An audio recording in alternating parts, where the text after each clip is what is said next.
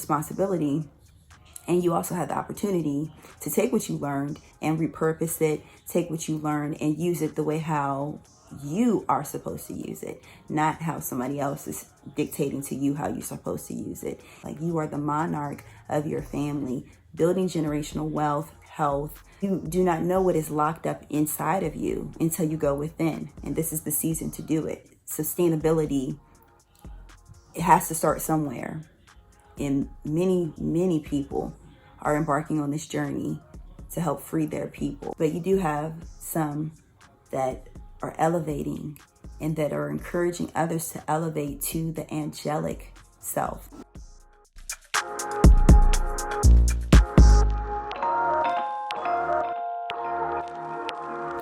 Happy Virgo season. Thank you guys so much for tuning in. I am Minister Ashley. For those that do not know, I am a prophetess, a oracle deck creator, a candle maker, a healer, and as well as an author. So you can check out the links listed down below. Welcome to the ministry here. So this message is mostly going to be channeled messages, or just like grabbing from archetypes and symbology, there will be represented in this season. Virgo season starts on August 22nd through the 22nd of September. Virgo is represented by the Hermit. And what is a hermit? A hermit is someone or something. If you're talking about the animal, the spirit animal, a hermit crab goes within itself and it stays isolated unless it is prompted to come out into the world. The hermit is the hermeticist, and the hermeticist is someone that goes within to transmute, to change, to transform things. And specifically here, we're talking about consciousness. We're talking about information, taking information from the outside realms where we spent a lot of that time outside. This is symbolically outside during the summer and the springtime. Now we're starting to go within ourselves and to reorganize and rededicate our lives, our internal lives, towards transformation. One of the biblical characters that is connected to the hermit, the hermeticist, is Moses. He went through several different initiations. Symbolically, he's tied to fire and water. One of his first connections to water in a form of initiation was when he was in a basket as a baby, and he had to travel down the Nile River until he was accepted into the palace. And so during his time in the palace, he learned different forms of hermeticism. He learned different forms of alchemy, magic, power. Okay, so every prophet goes through the gateways of Egypt, which is actually called Kemet. And through those different forms of initiation, they are able to go out into the world and change things in the world. So you have Christ, Yahushua, Jesus. He did the same thing. Abraham, he came out, he was Abraham. His wife, Sarah. Even scientists today cannot explain the phenomenon of the pyramids and of all of the technology that was locked away in that society. It's inside knowledge. So during the season, you will have inside knowledge that others will not have. You will have access to different gateways and portals of information and knowledge. Or the scales can be tipped when we go through the equinox. That's where the sun is starting to decline, starting to fall, be reborn later during spring. That we have to learn to trust the spirit. So when we go within ourselves, like think about the hermit, it goes within itself, not because it's scared. It goes within itself because it needs nothing else outside of itself. And that inner reworking has to happen before we can move to the next stage of our evolution. You have to go within yourself to receive those visions. So therefore, when you come out into the world, you're not blinded by the external vision, the visions that they try to project onto you from the television, the media, friends, family. I mean, everybody is living in some form of a program, but you have to go within yourself to reprogram yourself. And you have to remove old, outdated programming. During the season, you're prompted to rework your framework. Think about your mind as a computer. You have to go in and get out the glitches, any old, outdated, or broken microchips, programs that no longer serve you. You need to be updated. You need to be rebooted. Allow new software to be downloaded. I'm pulling up this information from the second edition of the Angel Lunar Planner, now available on Amazon. You can check that link out down below. So during Virgo season, I'm going to get a couple of our notes from here. Virgo is ruled by Mercury, and it's the earthy aspect of Mercury, the more grounded aspect of Mercury.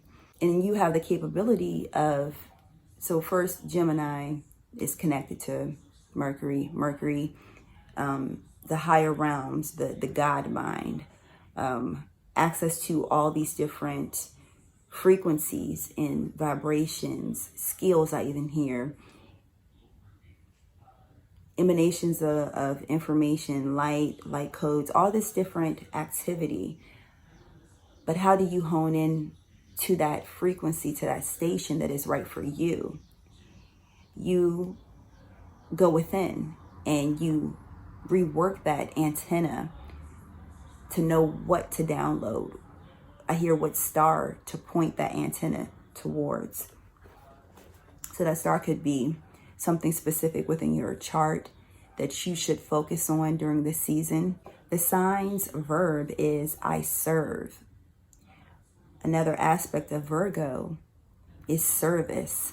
How can you be of service? Going back to Moses, he was going through another form of his initiation where he had to find out his identity. So he thought that he was the bloodline directly connected to the Pharaoh.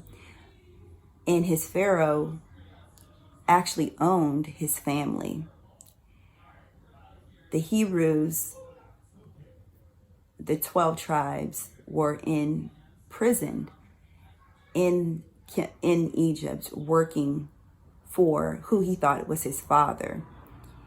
And think about that. Think about that dichotomy.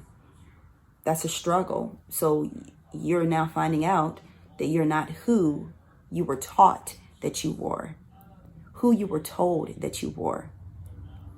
This could be you questioning who you are. Oh, I thought I was this person. I thought I wanted that. But now I'm understanding and I'm realizing I'm picking up on a different frequency. I hear star map, star code. I'm picking up on something different. I see another light. I feel another presence. Could be different spiritual gifts that are coming through. So you go within and you tap into that frequency. You explore it. You don't allow outside stimuli to dictate to you who you are. So with Moses, he went into the desert, and that was his form of isolation. And so the desert represents it represents death, but it also represents the hermit mode, going within, isolation, desolation, and removing all distractions out of the way, facing the shadow self. There's no outside stimuli to entertain you, aka distract you. You can only rely on yourself, because it's only you. Really, you're on a solo journey to find out who you are. And from that, everything else will fall into place. All of the great prophets and prophetess also had to go on a solo journey. While he was in the desert, then that's when he embarked on a new journey, found a new people, married, etc. Then he thought that was it. Oh, okay, that's the reason why, I came to the desert. That's the reason why I went through that initiation. He thought he had it all figured out. But then that's when Yahweh, God, so Yahweh, Yah is masculine, Way is feminine, the all. That's what Yahweh represents, the all. Appeared to him in a non-consumable burning bush, which is a miracle within itself. And that's when the fire represents purification, awakening, destruction, but also rebirth. And that's when another journey that he embarked on. And that was to go free his people. So that could be, you could be the one that could be freeing your family, your friends, your generation. You do not know what is locked up inside of you until you go within. And this is the season to do it. So the things that he learned in the mystery schools, he had to first go through a process of stripping away what he once learned and relearning something new. Some may wonder this. So the things that are taught in the mystery schools, it's not connected to a religion. It's connected to archetypes. And the same thing with the Bible. It's connected to archetypes and symbolism. And there's magic. Once again, I have it not just in this book, but also you can PDF downloads that magic, divination, all of that is practiced in the Bible. So through that, he took what he learned and he just used it for a different purpose, to go free his people instead of having his people enslaved. So regardless of what knowledge you may have obtained from what they call the free world, or from traditional education systems, or from spirituality, from here, there, wherever, that it's your responsibility.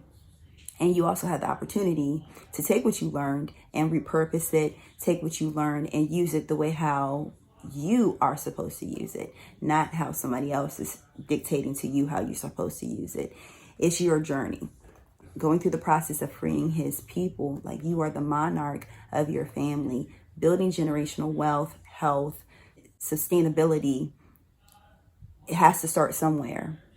And many, many people are embarking on this journey to help free their people. So throughout that whole process that was only supposed to take 40 days, took 40 years. Wow.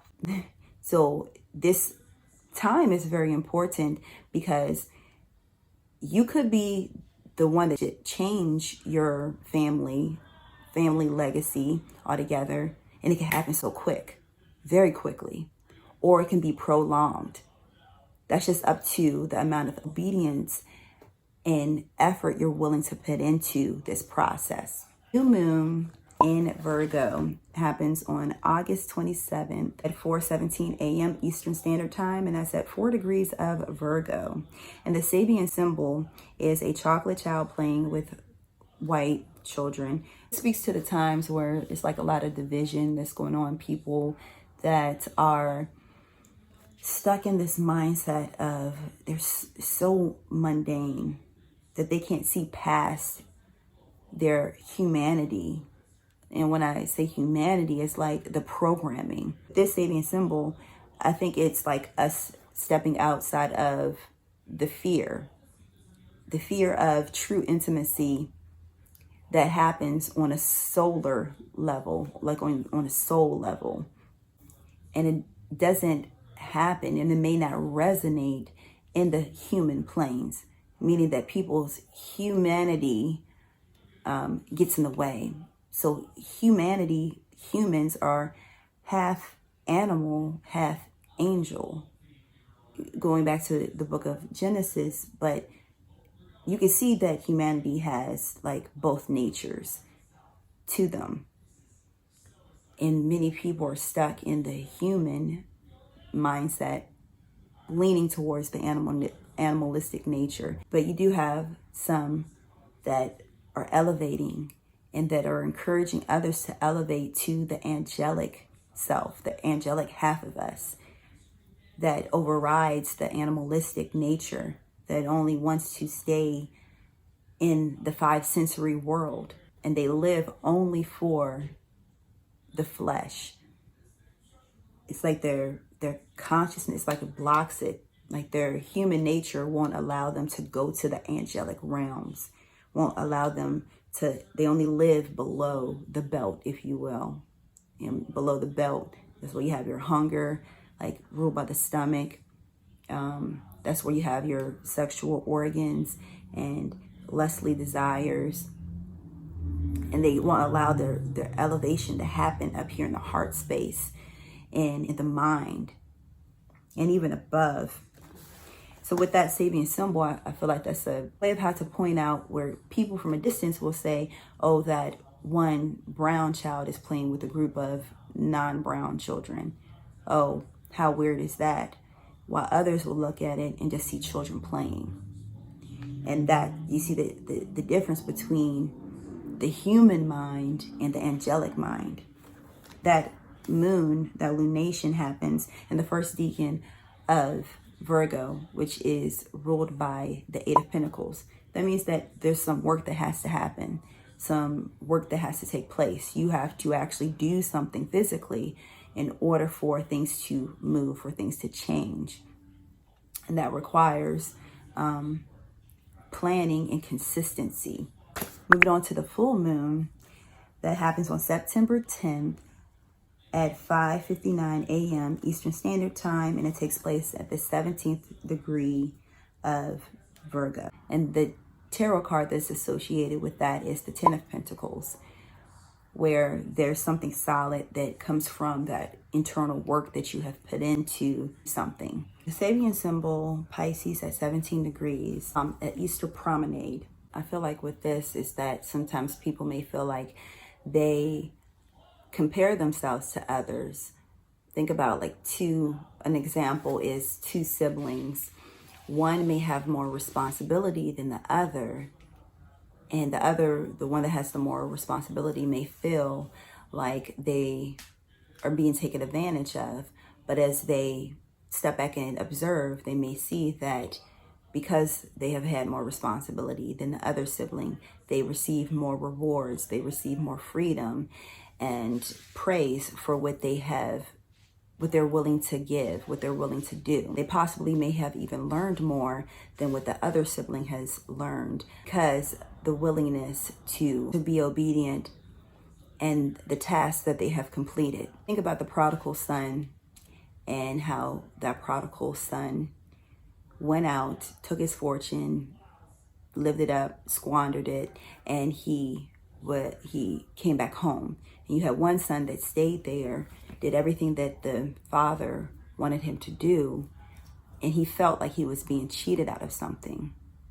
And as his father explained, now they didn't really say how he may have switched his perspective, but for someone that have the willingness to look at things from a different perspective, they can see that it is a good thing that I have had this experience.